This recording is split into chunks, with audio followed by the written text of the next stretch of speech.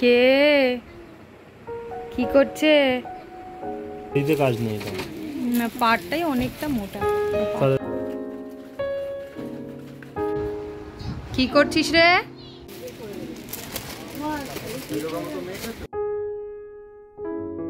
না গণপতি ও এসছে নিজে নিজেই, আমি কিছু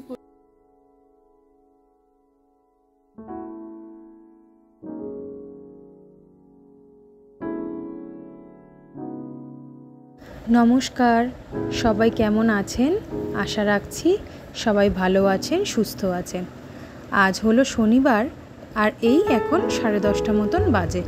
কর্তামশাই ছুটির দিনে যথারীতি সকাল সকাল বাজার গিয়েছে, আর গিয়ে একটু চিকেন এনেছে। তো সেটাকেই আজকে ধুয়ে একটু ফ্রিজে তুলে রাখবো, এটাকে রবিবার দিন রান্না করব। চলুন এইবার ইভানের লাঞ্চটা বানিয়ে ফেলি। আমার ভাত বিরোধী ইভান রোজ খালি ভাত নষ্ট করে, তাই জন্য আজকে ভাবলাম ভাতটাকেই যদি অন্যরকমভাবে একটু স্বাদের বানিয়ে দেওয়া যায় তাহলে হয়তো খাবে। তো সেই জন্যই আলুর দম আর ফ্রায়েড রাইস বানানোর জন্য সব জিনিসপত্র অ্যারেঞ্জ করে নিয়েছি। আর ফ্রায়েড রাইসটা আমি একেবারেই অল্প একটু সামান্য ঘি আর সামান্য তেল দিয়ে বানিয়েছি, যাতে সেটা হেলদিও হয় আর টেস্টিও। আর ছোট বাচ্চাদেরকে একটু তেলটা কম খাওয়ানোই ভালো।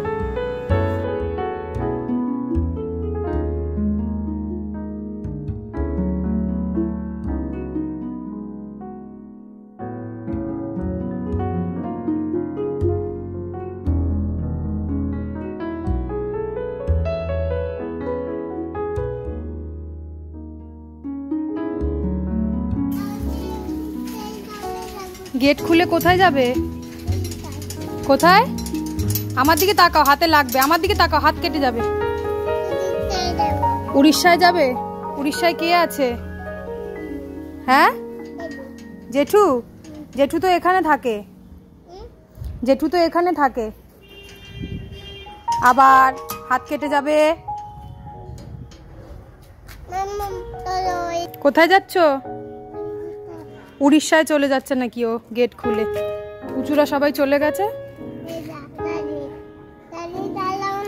গাড়ি চালাও না?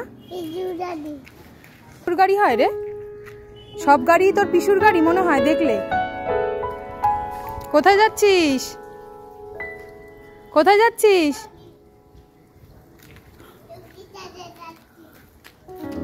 ডগির কাছে যাচ্ছিস? তুই তো বললি উড়িষ্যায় যাবি।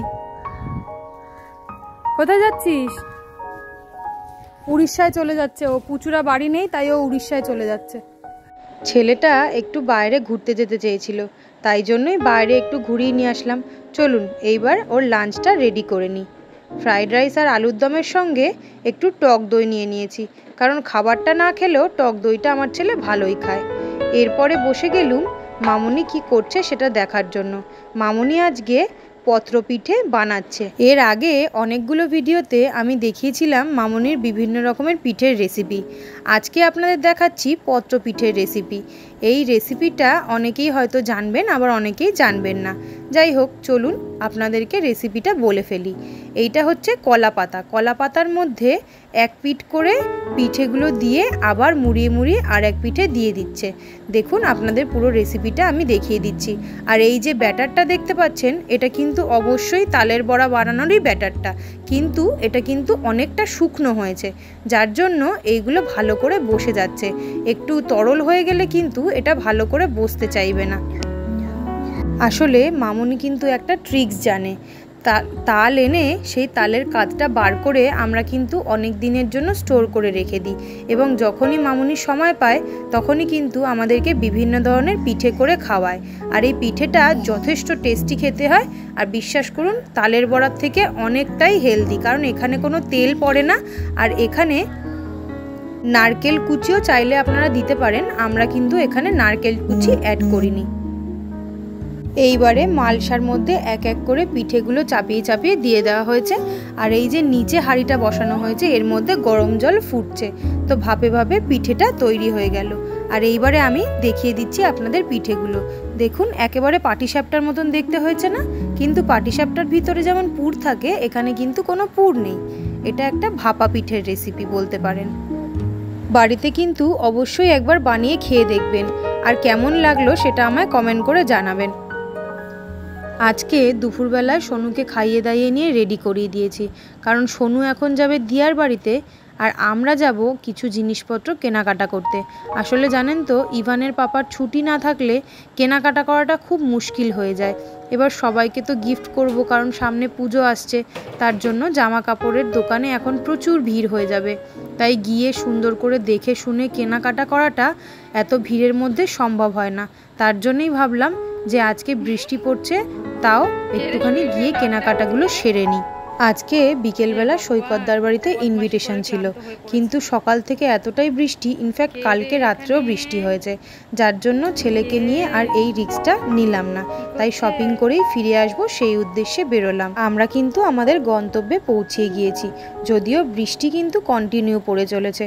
তো চলুন আমাদের সঙ্গে আপনারাও ঘুরে দেখবেন। জানেন তো, মেয়েদের না ড্রেসের থেকেও বেশি যদি জুয়েলারি দেওয়া হয় বা যদি কসমেটিক্স দেওয়া হয়, তারা কিন্তু খুব বেশি খুশি হয়। আর এখন নতুন নতুন যে লকেটগুলো বেরিয়েছে, দুর্গা মায়ের মূর্তি বা বিভিন্ন ধরনের হ্যান্ডমেডের উপরে ফেব্রিক কাজ করা, আমার কিন্তু ওগুলো ভীষণ ভালো লাগে। আপনাদের সাথে আমি শেয়ারও করেছি আমার কয়েকটা ইয়াররিংস। এরপর গেলাম শাড়ির দোকানে, আর প্রথমেই যে শাড়িগুলো দেখছিলাম সেগুলোর মধ্যে একটা নেব আমার ঠাম্মির জন্য। জানেন, আমার দাদু চলে যাওয়ার পর থেকে আমার ঠাম্মিকে সবসময় দেখেছি একদম ধবধবে সাদা শাড়ি পরতে, কিন্তু এই যে আমি, আমার মা বা আরও নাতি নাতনি যারা ঠাম্মির আছে, তারা সবাই মিলে ঠাম্মিকে এখন মোটা পাড়ের শাড়ি পরানোরই চেষ্টা করি, আর সেখান থেকেই একটা পছন্দ করে ঠাম্মির জন্য নিয়ে নিলাম। এরপরে গেলাম আমার দুই মায়ের শাড়ি কিনতে। আসলে জানেন, এখনকার দিনের বউরা যত ধরনের ড্রেস পরে, আমাদের মায়েরা কিন্তু অত ধরনের ড্রেস পরে না। তাই কোথাও গেলে তারা কিন্তু শাড়িটাকেই প্রথমে বেছে নেয়, আর বাড়িতেও শাড়ি পরে। তাই জন্য আমাদের মতন ফ্যান্সি শাড়ির থেকে তারা কিন্তু নরম শাড়িটাই বেশি পছন্দ করে। সেই রকমই দেখে দুই মায়ের জন্য দুটো শাড়ি নিয়ে নিলাম। বাড়ি ফেরার সময় দেখি একটা কাকু গরম গরম ভুট্টা ভাজছে, আর এই রকম বৃষ্টির দিনে ভুট্টা খেতে কার না ভালো লাগে। চলুন, কেনাকাটা তো শেষ, এইবার বৃষ্টির দিনে গরম গরম ভুট্টা খেতে খেতে রওনা দিই বাড়ির উদ্দেশ্যে। বাড়ি এসে দেখি ইভান ওর দিদার সাথেই খেলতে ব্যস্ত, আমাকে তো পাত্তাই দিচ্ছে না। চলুন তাহলে এই সুযোগে আপনাদেরকে আর একটা জিনিস দেখাই। এই যে দেখতে পাচ্ছেন গণেশ ঠাকুরটা, আমি যখন আঁকা শিখতাম তখন আমি এই গণেশ ঠাকুরটা এঁকেছিলাম, এবং এইটা আমার অনেক বেশি পছন্দের ছিল বলে মা বাঁধিয়ে রেখেছিল।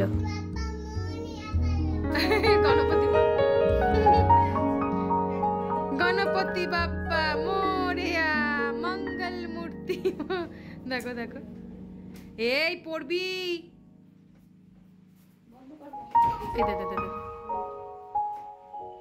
দেখেছো এরকম বদমাশি করছে।